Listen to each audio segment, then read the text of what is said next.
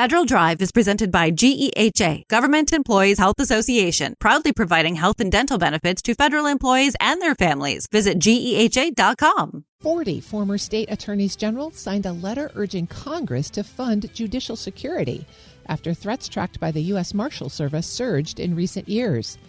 Federal News Network's Serbu spoke with former Arkansas Attorney General Dustin McDaniel to learn how federal judges took the unprecedented step of asking for help and what's driving intimidation from federal courtrooms to state judiciaries nationwide. And Mr. McDaniel, let's talk a little bit about some of the underlying factors and reasons why you organized this letter in the first place. What has changed that concerns you enough to take this step in recent days, weeks, months? Well, we've seen a significant increase in threats on the judiciary, both at the state and federal level, for the last several years. We pointed out that threats have increased significantly as per the numbers from the US Marshal Service, and that doesn't even count state judicial officials.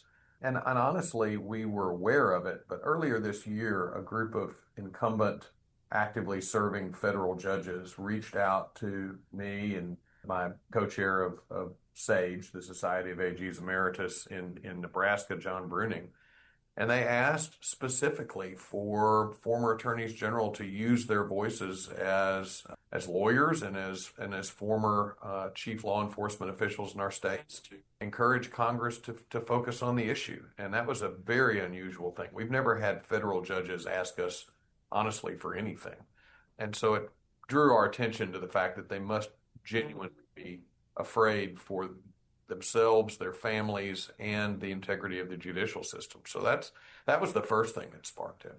I will also tell you that back in September, I was in New Jersey for a meeting of attorneys general, and Federal Judge Esther Salas spoke to the group. And she had the most tragic story, which she has been telling across the nation. But as a federal judge, she was targeted for assassination, and the man came to her home, and her son and husband made it to the front door before she did. And her husband was shot several times and survived, but her son was murdered. And she was the intended target.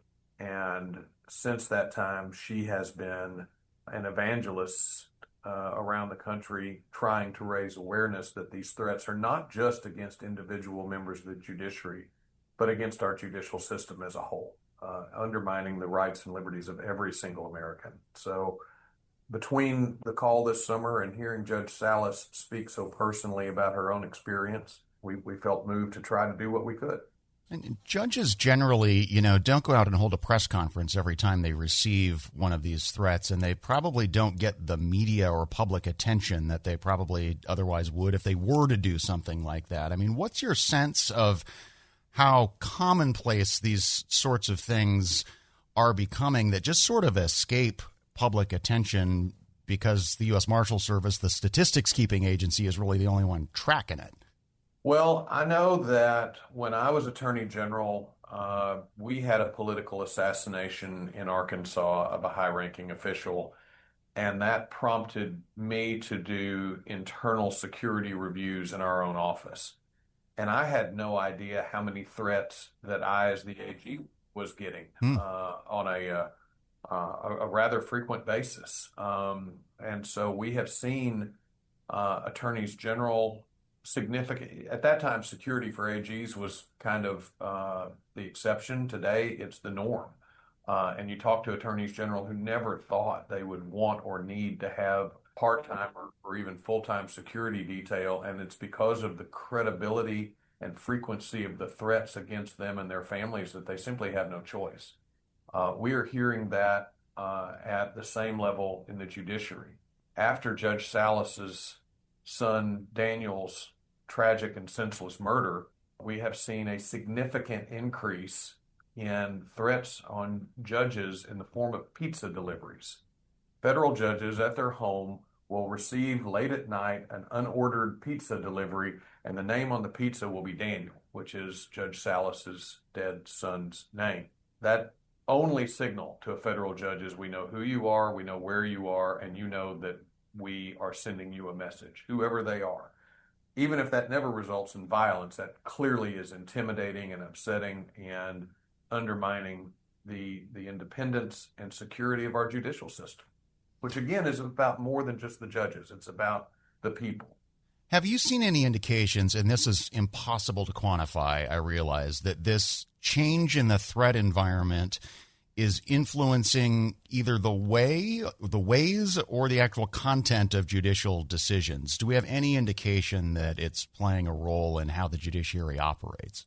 Well, we have always known that jurors, who are judicial officials, even though they're ordinary citizens, when they are serving as a member of a jury, they are judicial officials, critical. And we know that intimidation and bribery of jurors has long been a concern. And we do have specific cases of that.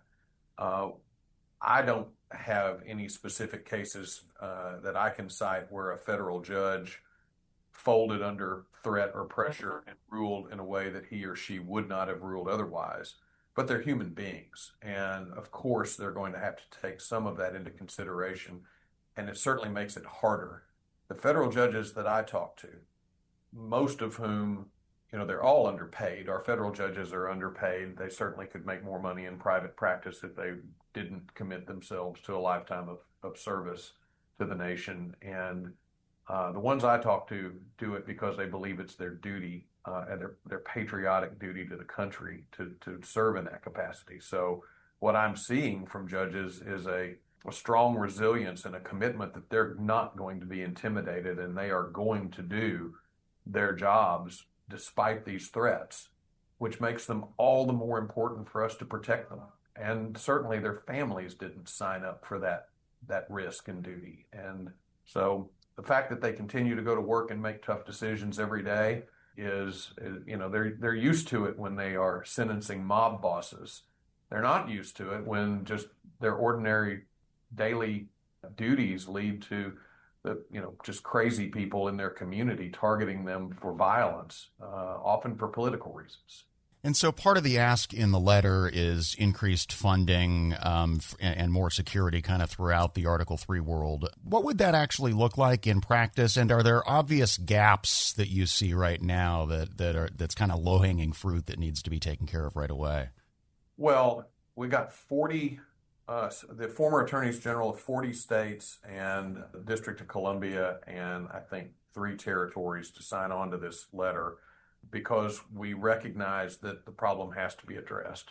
That being said, we stop short of trying to tell Congress how to do their job. That Congress can appropriate money, and I think everybody trusts the US Marshal Service to know their jobs and know how to fill the gaps once they get adequate funding and resources. I know from my own experience that, they have proactive means to where they are looking for threats, even those that have not made themselves known. And then they have a reactive function to react once a threat comes in or someone says or does something that gets on their radar. I trust the U.S. Marshal Service to do their job well as long as they're given adequate resources and time and personnel to do it. And make no mistake, this is only at the federal level. It was not practical for us to send a similar letter to every state legislature in the country. However, this is a pressing issue in every state in America. What's behind all that? Because the fact that this is happening both, in federal cases that may receive a lot of media attention or politically charged in some way, that it's not isolated to those and that it's also extending to state courts kind of points to some sort of broader, I almost want to say cultural problem. I don't know what it is. What's your take on what's behind all this? And, to the extent we can point to those things, are there things that can be done, again, to take your point on proactive versus reactive, to tamp down those threats instead of just responding to them? Well, it's a way bigger issue than any one person can really address. And my opinion on how it's come to be is just like anyone else's. But we've certainly seen in the last 30 years a rise in school shootings, mass casualty events, online hostility, people venting their tempers in ways that would have not been anticipated, much less considered acceptable not that long ago. There are angry people in our society. Why they're angry, everyone's got their opinion on that. How they manifest their frustrations, regardless of whether they're with the economy or their elected officials or the judicial system or things that are much more personal.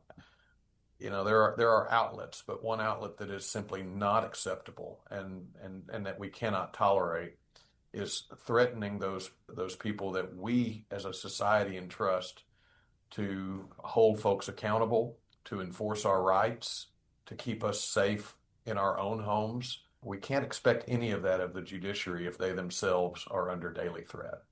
Dustin McDaniel is former Attorney General of Arkansas and co-chair of the State Attorney General Practice Group at Cozen O'Connor. He's speaking there with Federal News Network's Jared Serbu. We'll post this interview at federalnewsnetwork.com/Federal Drive. Subscribe to the Federal Drive wherever you get your podcasts.